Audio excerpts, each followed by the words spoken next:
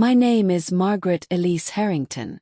I'm 42 years old, and I live in a small duplex on the west side of Cleveland, Ohio. 1 block from a laundromat that hums at all hours and 2 blocks from the river where the winter fog sits like a secret. I'm a licensed practical nurse, working night shifts at an assisted living facility. My days are a blur of stale coffee, sheet pans, fluorescent lights, and the small, honest kindnesses I can offer people who have been forgotten. Right now, I'm raw, brittle with grief, and peculiar amounts of anger live in my chest like a bruise I keep touching. My mother died 8 months ago, and the fracture it set in motion in our family has been widening ever since. Before I dive in, if you're into real stories that hit deep, please consider subscribing. Sharing this isn't easy for me, but maybe someone out there needs to hear it. We were never a conventional family. Mom, Evelyn, raised me and my younger sister, Lauren, nearly alone after our father walked out when I was 13. There were years of scraping by, short temp jobs, and nights when we shared a single can of generic soup and pretended it was a feast. Mom could make small miracles. She sewed sleeve cuffs when my school uniform frayed. She prayed for things we didn't have words for, and she kept every bank statement in a shoebox under the bed, labeled in her careful block letters. Lauren and I were opposites. I learned to fix things and keep my head low.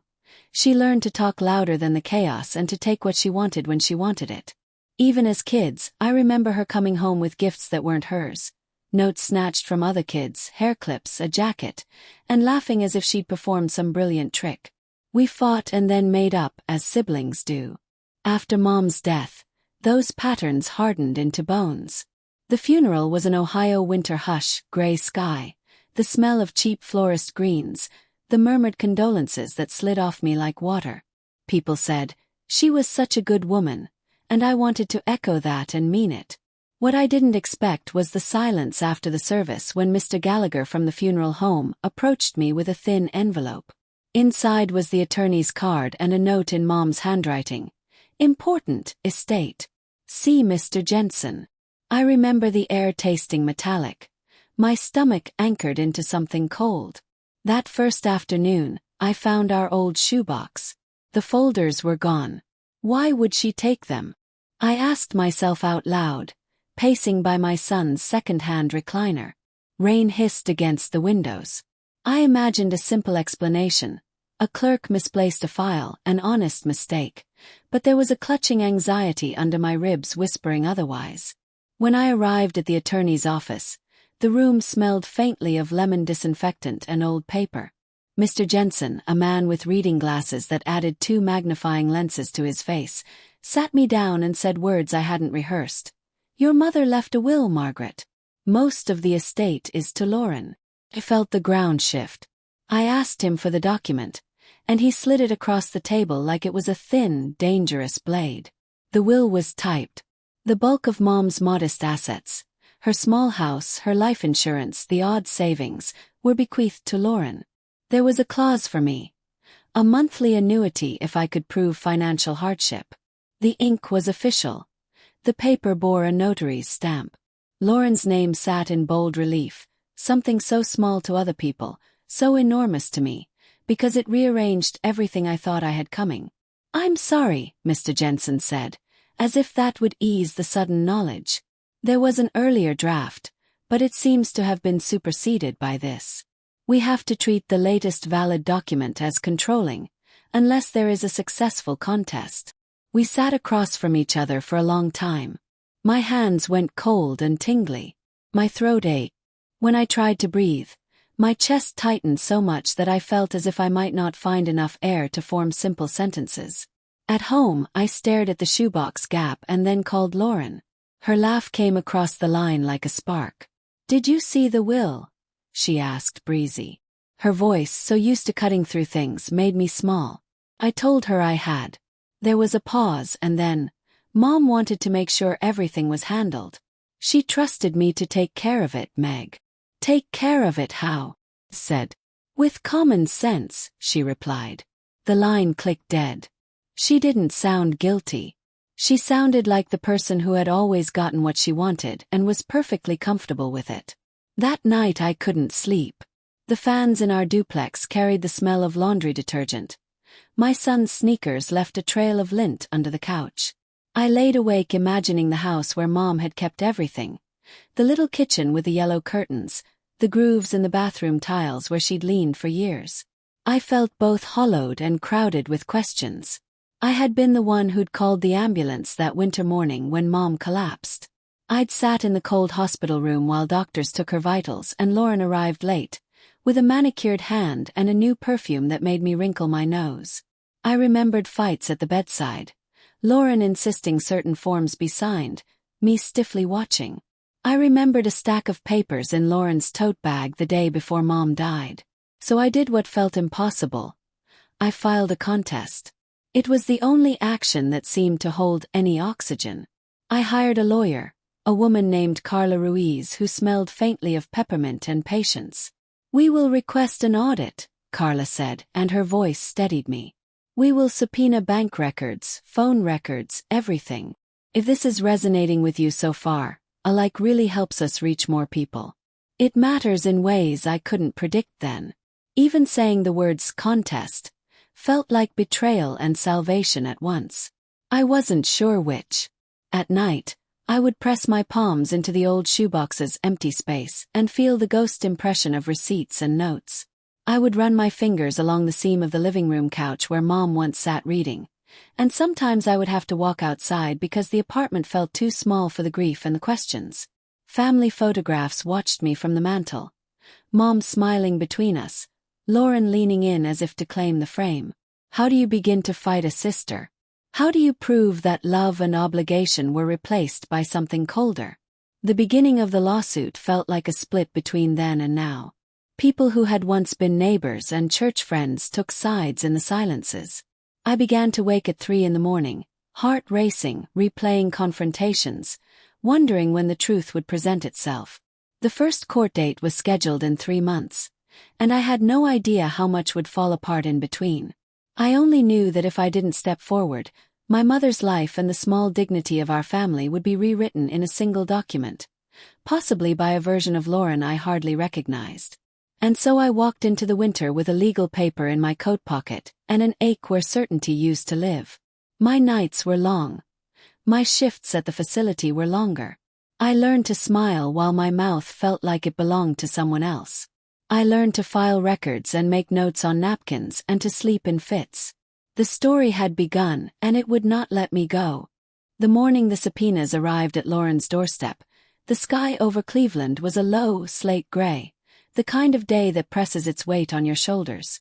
I remember the exact feeling, a kind of nervous electricity buzzing through my teeth as I watched the process server's van peel away from her townhouse. My hands were shaking. Whether from anticipation or dread, I couldn't tell. Carla had been relentless. "Get everything," she told me. "Phone records, bank statements, power of attorney forms, anything that touches the estate. Document every transaction. If someone has the original will, we locate it. If it was destroyed, we find the evidence of that destruction. People can't wipe a life without leaving a trace." She brought me binders that smelled of printer ink and coffee and set an order to the chaos in my head.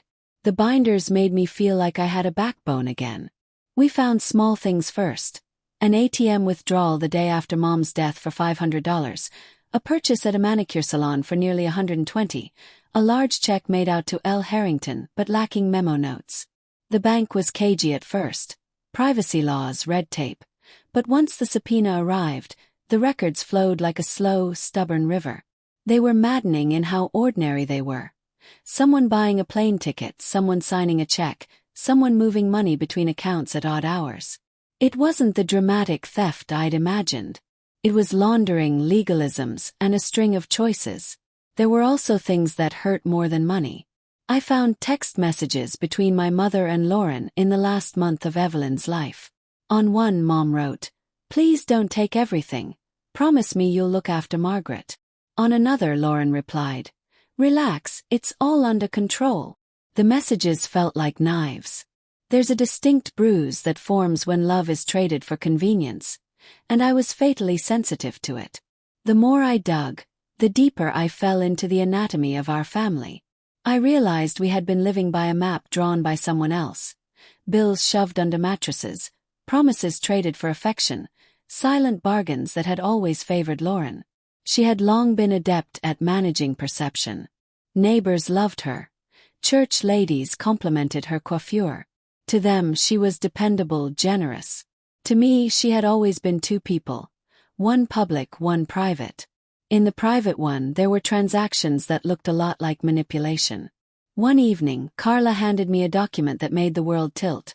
A durable power of attorney form signed by my mother 3 weeks before her death, naming Lauren as her attorney-in-fact with full authority over finances and medical decisions. The signature looked like Mom's. It carried the same wavering slant of letters, the tiny loop on the Y.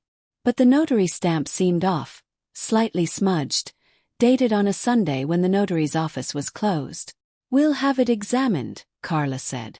"If it's forged, we'll prove it." The legal wrangling bled into everything. I found myself replaying moments at Mom's bedside. Lauren organizing pills into labeled containers, looking too practiced. I remember the night the nurse called for a bowel movement protocol and Lauren instructing the staff with a calm that felt like command. I kept asking myself, did she care or did she orchestrate? Trauma, I've learned, leaves fingerprints on tiny domestic moments. You notice how a person arranges cutlery, or how they sign their name, and those details accumulate into an argument about the person they are. Conversations with my son's school counselor began to include the word stress. Friends asked, sometimes gently, sometimes bluntly, whether I wanted to settle. The idea of settling felt like giving up on truth. "We are not just fighting over money," I told Carla once, palms cupped around a ceramic mug because I needed to feel something warm. "We're fighting over what my mother's life will be remembered as." Lauren, meanwhile, denied everything on the surface. She smiled in the social media photos, posted family shots with filters and loving captions. She called me twice, first furious, then sweet. "You're making a scene, Meg," she said on the second call. "People are talking. Do you want to tear Mom's name through the mud?" Her voice had the old coaxing cadence. It made my skin crawl. "We can talk and fix this, can't we?" "No," I said. I thought about all the times she had fixed things her way.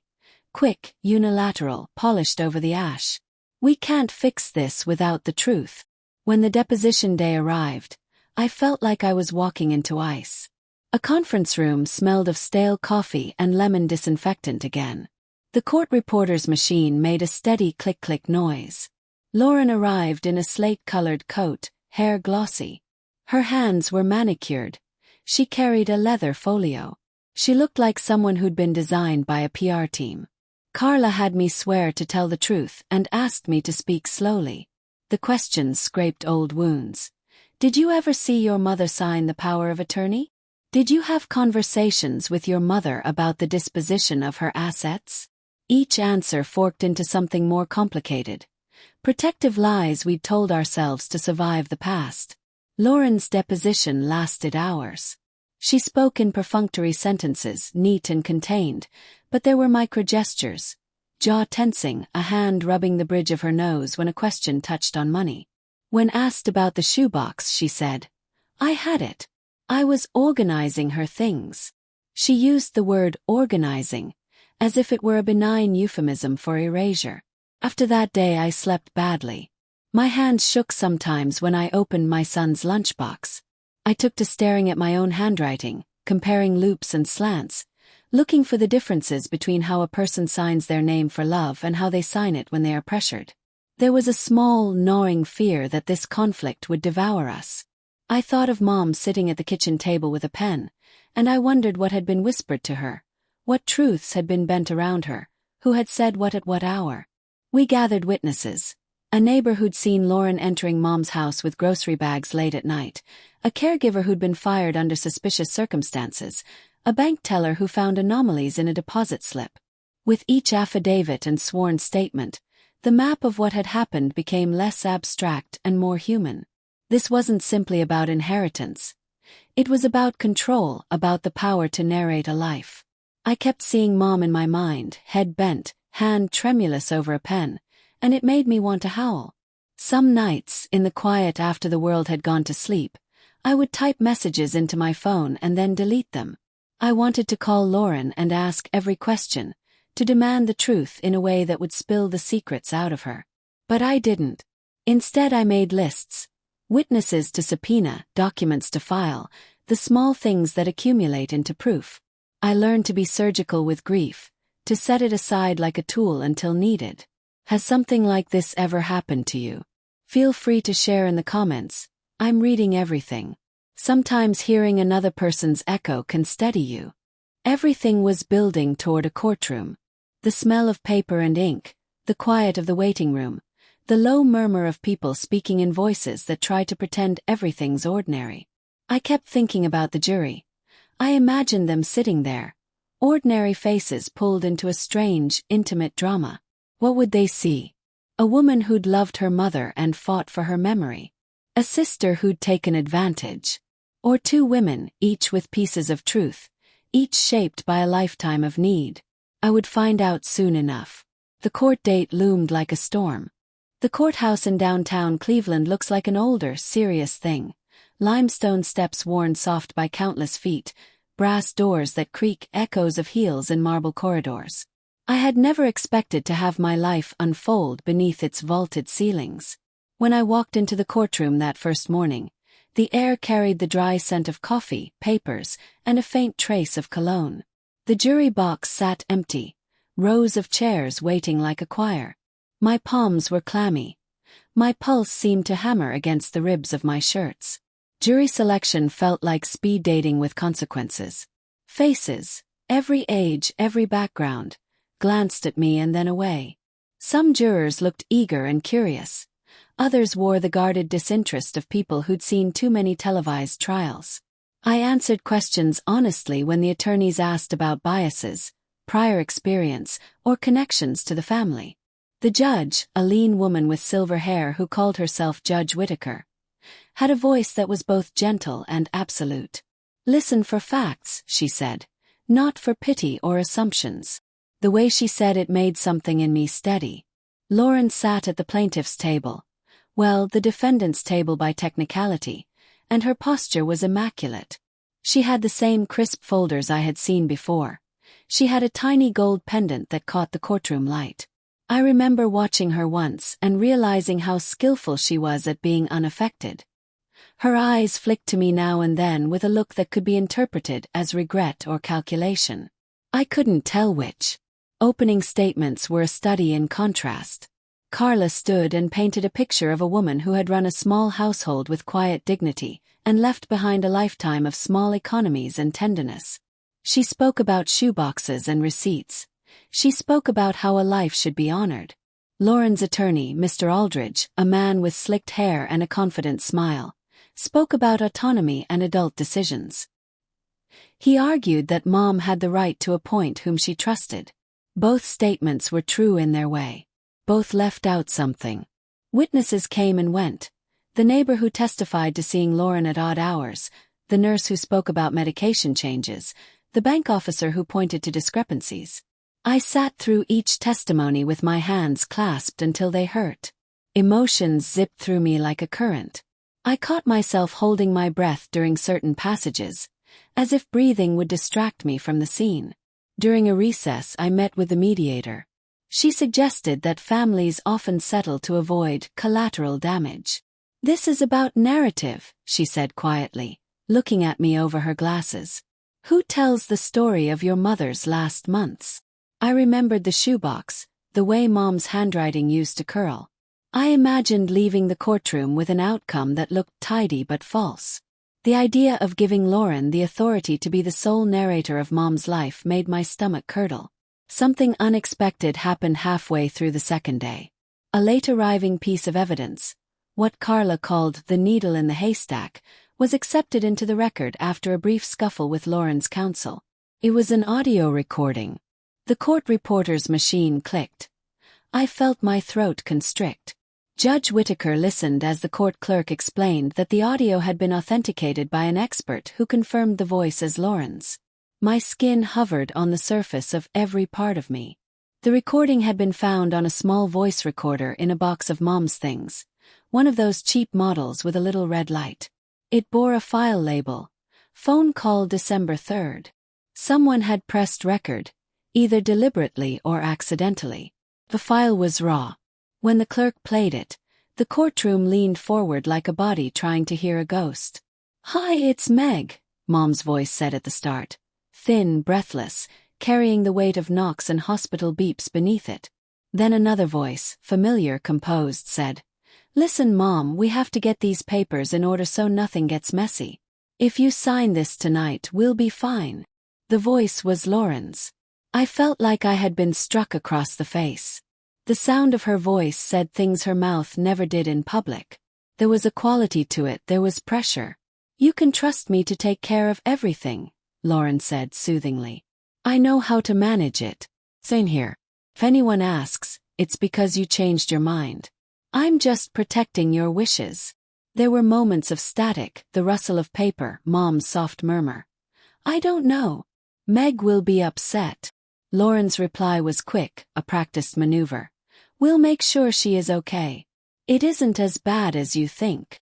The recording unfolded like a tape of coercion disguised as care. My heart beat so loudly I thought the judge would ask me to leave for being disruptive.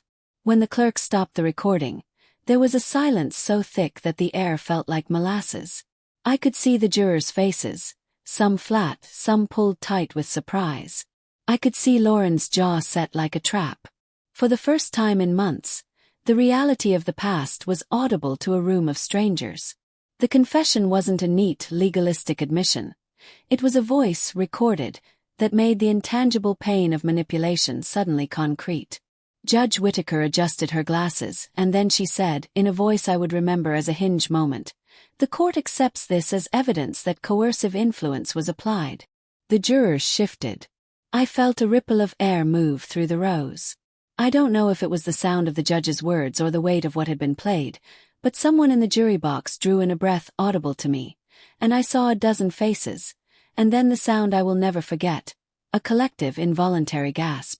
That gasp landed inside me and changed the shape of the day. It was not triumphant. It was not vengeful. It was recognition, from people who had entered the courtroom as strangers, that something wrong had been done. It felt like a verdict before any final ruling. For a terrible second, I felt exhilarated and guilty at the same time. It didn't seem possible to be both relieved and ashamed. Relief because someone else, cold, juried strangers, had acknowledged what had lived in me as intuition. Ashamed because the thing that freed me in public also carved the wound deeper into private spaces. People whispered. Lauren's face bled a colorlessness that made her features seem abrupt, sharp. I could feel the press of the room, the small shifts in body weight as the dynamic in the courtroom changed. Mr. Aldridge was on his feet, objecting to admissibility, but the weight of the recording and the judge's inclination to protect a vulnerable decedent made his protests sound thin. The day progressed like a film running in slow motion. Witnesses who had seemed brittle became humanized by the new context. The bank teller's anomalies now looked like a pattern. The caregiver's sudden dismissal now looked like a cover-up. Each piece added a layer to the narrative that had been only hinted at before. When the court recessed at dusk, the corridor smelled like rain and exhaust. I walked outside and the air felt sharp and cold against my face. Tears came without my permission. They were not cinematic. They were wet and real, sliding down the face of a woman who had spent months gathering scraps of proof, who had been a daughter and a nurse and a person with a finite number of spoons to spend. The jury had gasped. That single, human sound had become a hinge on which the rest of the story would swing. I wasn't naive. I knew that a recording didn't decide a case. But it had wrenched an invisible thing into visibility, and for the first time since Mom's funeral, I felt like there might be a way to be heard, perhaps even vindicated, in a room where ordinary people listened. The path forward was still long, messy, and painful, but the recording had given me something I hadn't realized I needed. The knowledge that our story, that small shoebox life, mattered enough for strangers to gasp. The days that followed felt like walking on a tightrope. The recording had shifted momentum. Now, every piece of evidence was examined under a harsher light. Bank transfers that had once read as routine began to look like a trail. Small, everyday things. The way Lauren ordered grocery deliveries to an alternate address, the way she suddenly had access to Mom's hospital discharge papers, snapped into place like constellations. But legal battles are not about constellations. They're about laborious, sometimes excruciating corroboration. We brought in handwriting experts, forensic accountants, and the nurse who'd trained at the hospital the year Mom took her last breath. Each expert testified in a language of certainty. Ratios, signatures, timestamps. The jury listened, eyes narrowed and sometimes incredulous. I watched them watch, and I learned to pace my breath to match the rhythm of testimony.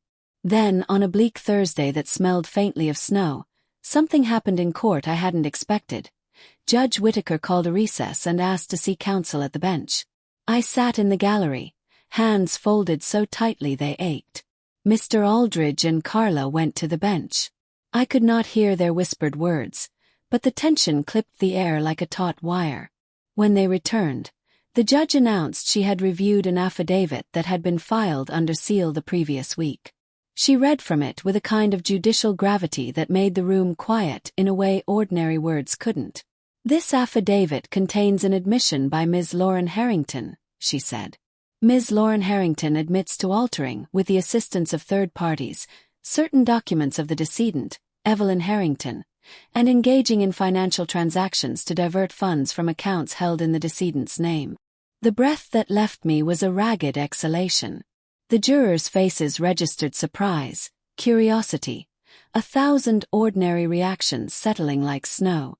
Lauren's face drained of color, her mouth opening and closing like a fish out of water. The room seemed to contract and push us forward all at once, like a tide pulling away the shore. Ms. Harrington, Judge Whittaker continued, you filed a denial and have contested any claims of wrongdoing. However, in the interest of full disclosure and because the affidavit contains statements pertinent to this estate and to the court's determination of undue influence, the court will allow a reading of those specific, admitted statements into the record. Carla whispered something to me. I recall her palm on my arm, a small, brief anchor. The clerk rose and read portions of the affidavit aloud. I remember the specific words in crystalline detail because they cut through the fog of months like a sharp blade. I signed documents I shouldn't have, the clerk read from the affidavit. I told my mother what to say. I had help making certain papers look legitimate. I transferred funds to an account in my name and used them to buy a property. I did not do this to harm anyone. I convinced myself it was necessary. The courtroom made a small, involuntary sound, this time a collective intake, a laughter that watched into a sob somewhere behind the jury box. It was not a gasp, but rather the noise people make when they are forced to reckon with something that had been hidden. For me, the sound was a physical thing. It lodged in my chest like a lodged bone. The jury's faces went through a cascade of expressions. Confusion, then the widening recognition of betrayal, then the human, messy look of people trying to align a testimony with a moral framework that makes sense in the world they live in. For a moment, the legal language fell away. There were no precedents in the moment. The judge read the words and the room inhaled them as if it were oxygen that had been withheld for too long. Lauren's eyes found mine. There was no denial now. They were wet, raw, a mixture of shame and something like fear. She had admitted it. Not in evasive fragments but in cold, literal phrases that seemed to undo whatever shield she'd built around herself. I felt a weight fall off my shoulders. Not joy exactly, but a deep, honest release that followed months of doubt and pushing for validation. Mr. Aldridge rose to speak, his voice legal and measured, trying to frame the admission as a mistake, a momentary lapse spurred by grief and stress. Your Honor, while my client acknowledges involvement in certain transactions, we assert no criminal intent, only poor judgment within a pressured family context. Judge Whittaker's eyes did not leave Lauren. The court must consider intentionality and influence, she said. There are civil remedies for testamentary disposition affected by undue influence. The jury will be instructed accordingly. The rest of the day blurred. The defense tried to cast the actions as compassionate missteps, the kind of decisions families make when they believe they are doing the right thing. She thought she was protecting her mother's welfare, they argued. I remember feeling both furious and painfully aware that grief sows strange rationalizations. I thought of Mom's hands, bent, the loop on her Y in her signature, and I pictured the financial records with their cold clarity. When the jury finally deliberated, I sat in the hallway of the courthouse, palms clamped over a paper cup of vending machine coffee gone lukewarm. Carla was quiet, efficient, her eyes tired but focused in that way mine had become over the past months. A volunteer court clerk brought me the small slip of paper with their phone number and an expected return time. An hour. It felt both impossibly long and fleeting. My body hummed with adrenaline so high I could barely feel the cold. In the moments when my mind drifted, it went back to some of the old wounds. How we had learned to survive by erasing certain things. How Lauren had always escaped consequences by skillfully telling a different story. I remembered the small kindnesses she had performed, bringing over soup, smoothing a pillow, and how those had been swapped in the end, for transactions that defended a version of convenience. Contradictions can exist at the same time. Love that is also calculated. Care that is also coercive. When the jury returned, their chairs scraped with ordinary sounds that suddenly seemed enormous. One by one they filed back. The foreperson stood and handed a piece of paper to the bailiff. For a moment everything was muffled, as if my ears were underwater. I remember the judge's hand on the gavel. She looked at all of us as if to say, "You have borne witness." "Has the jury reached a verdict?" she asked. The words that followed were simple, legal, devastating, and liberating all at once. The jury found that Lauren had exerted undue influence and had engaged in transactions intended to divert assets from the decedent's estate. They recommended that the will be set aside and that certain transfers be reversed. The paper trembled in my hands. The room felt too bright. Lauren's shoulders slumped, a little life folding in on itself. People cried, softly, mechanically to respect the courtroom's gravity. I sat very still, feeling a tangle of vindication and sorrow. There was no triumphant gloating in my chest. This was not a movie climax. It was a messy human unraveling, a sister who had admitted wrong and a family forced to pick up the pieces. The decision felt like a verdict for truth more than a win for money. When the judge dismissed the court for the day, I walked back outside into the pale light. The river looked like a ribbon of steel. My body had a curious lightness to it, as if some shackles had been removed. But there was also a grief for what had been lost. Trust, siblinghood, the idea that family is a blanket that always keeps you warm. That warmth had been compromised. As I walked home, my phone buzzed with messages. Friends, neighbors, a few strangers who had followed the case online. Carla texted, "We're going to file to reverse the transfers. We'll work through the practicalities." I texted back a simple, honest word. "Okay." The aftermath was practical, pedestrian, and oddly tender. Legal decisions have to be clothed in paperwork and bank reconciliations, and the months after the verdict were spent in meetings with accountants and mediators. Transfers were reversed to the extent they could be, and property titles were examined in the cold, efficient light of legal counsel. Some funds, irretrievably spent, could not be recovered. There were restitution hearings and settlement talks that felt like negotiations over the remains of a person rather than mere numbers. There was also a criminal referral that left a dark, humming worry in the background. Prosecutors moved slowly, measured by a different clock. Lauren moved out of the townhouse a few weeks after the verdict. She left behind a few boxes, a bouquet of artificial flowers, and a lingering perfume that always smelled faintly of citrus. Our interactions, once intimate and messy with history, reduced to terse emails about logistics and custody of certain sentimental items. There was no big confrontation, no cinematic apology. There were instead small admissions in private, an email that said, "I'm sorry," without further elaboration, and a meeting in a lawyer's office where she sobbed once and then wiped her eyes and told a story about how she had convinced herself she was keeping Mom safe. I don't know if the apology was wholly sincere. Maybe regret and fear can look similar in the immediate moment. What I know is that the confession and the court's finding opened a space for certain truths to be acknowledged. The townfolk who had praised Lauren at church now looked at her with guarded niceness. Some friendships frayed. Others became clearer. In the quiet mornings, I would sit at my kitchen counter and watch the steam rise from instant coffee and feel the odd mix of relief and loss. The house on the corner with the yellow curtains became, in a way, a relic to be catalogued, a place with bones and stories I hadn't known fully. The wounds didn't heal overnight. Healing rarely does. I had nights when I woke with the sharp image of Mom's hand reaching for a pen, and my chest would hurt as if I had been punched. I would find myself rehearsing conversations, loving and accusing both at once, practice scenes of the past where I could make different choices. Therapy helped. Carla recommended a counselor who specialized in family trauma. I learned to name the feelings that had been lumped together: betrayal, grief, relief, anger, sorrow, and a tiny brittle feeling that might be called peace. A year later, I went back to Mom's house for the first time alone. It was spring and the gutters dripped a welcome song. The kitchen smelled faintly of lemon cleaner, and the yellow curtains swayed like a kind of small, stubborn joy. I sat at the table where Mom had signed and let my fingers trace the scar in the wood. It was there, quiet and ordinary, a place where a life had been lived down to the last pen stroke. I realized that the law had done what it could. It had acknowledged coercion, reversed transactions, and gave words to something that had felt unnameable.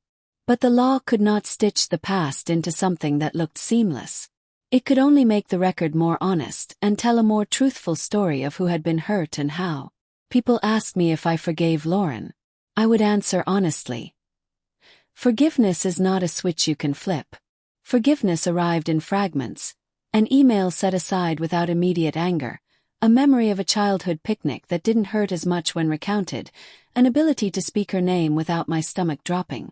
I think forgiveness is a practice more than an act. It arrived slowly, like spring, in fits and starts. The court's decision also taught me something unexpected about boundaries. That love doesn't always mean capitulation. In caring for someone, you can also honor the boundaries of your own life. I found new energy to invest in my son, in messy breakfasts and homework and soccer practices. I signed my name in ways that felt steadier. I filed things not to control the past, but to map my future with integrity. If you're listening to this in your car or kitchen or late at night, you might be carrying a similar quiet wound. Someone you trusted who disappointed you. I won't pretend that the process I went through will be the roadmap for everyone. Legal systems are complex, and not all stories conclude with acknowledgments or reversals. But I will say this: pursuing the truth mattered. It mattered even when it hurt to open old boxes and read old letters. It mattered because it allowed me to tell my mother's story without the gloss of someone else's convenience. Don't forget to subscribe if you want to hear how this ends. I once thought the ending would be dramatic or cinematic. Instead, it was a slow settling. An office where papers were stamped settled, a small plaque returned to me because it had always belonged in my mother's kitchen, and quiet prayers that sounded like inventory lists. Thank you for the warm blanket, thank you for the next meal. The jury gasped that day, and that gasping sound changed the trajectory of our last months with Mom. It forced adults into confession and into consequences, and it carved open the possibility for repair. If there's one lesson I've learned through this brutal, intimate journey, it's that truth is messy but freeing. You may lose parts of the past in the process of claiming honesty. Some kinds of illusion die, but in their place you can build steadier ground. Boundaries and love can coexist. Accountability can exist alongside sorrow. And sometimes a gasp in a courtroom is less about spectacle and more about the basic human recognition that someone has been wronged. I still visit Mom's grave. I bring a cheap bouquet sometimes and sit a while. The river behind the cemetery runs steady and anonymous. I talk to her, not to reclaim what was taken but to name the facts of what was true. You were my mother, I tell her. You were loved. You were not alone in the end. The words are small. They are enough for now. Has something like this touched your life? If you feel called to share, leave a comment. I read them and I've learned how much strangers small kindnesses hold. Thank you for listening to this story, for letting me tell it out loud. It wasn't easy, but telling it has been part of keeping my mother's last years honest and, in some small measure, worthy of the person she was.